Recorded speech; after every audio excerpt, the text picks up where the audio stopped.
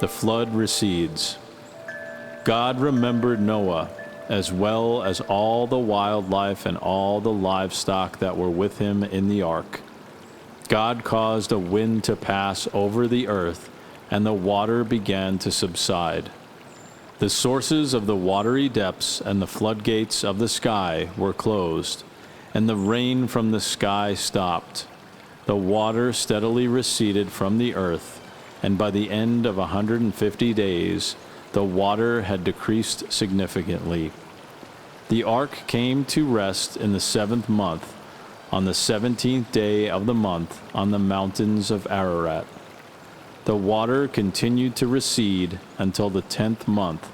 In the 10th month, on the 1st day of the month, the tops of the mountainside were visible. After 40 days, Noah opened the window of the ark that he had made, and he sent out a raven. It went back and forth until the water had dried up from the earth. Then he sent out a dove to see whether the water on the earth's surface had gone down, but the dove found no resting place for its foot. It returned to him in the ark because water covered the surface of the whole earth. He reached out and brought it into the ark to himself. So Noah waited 7 more days and sent out the dove from the ark again. When the dove came to him at evening, there was a plucked olive leaf in its beak.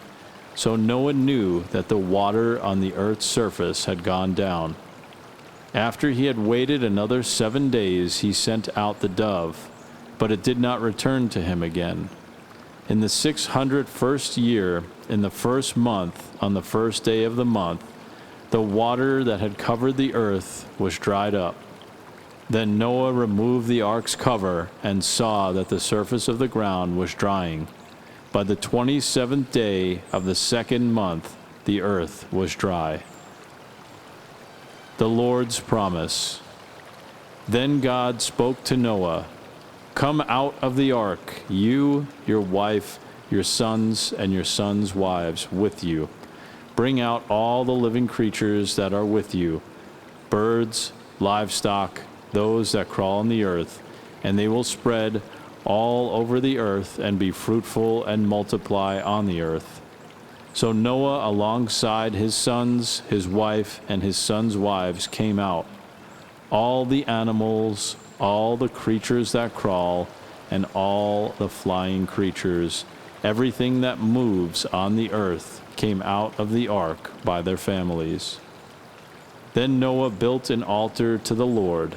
He took some of every kind of clean animal and every kind of clean bird, and offered burnt offerings on the altar.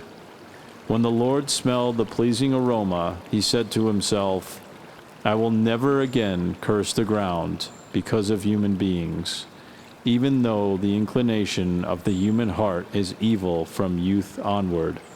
And I will never again strike down every living thing as I have done. As long as the earth endures, seed time and harvest, cold and heat, summer and winter, and day and night will not cease."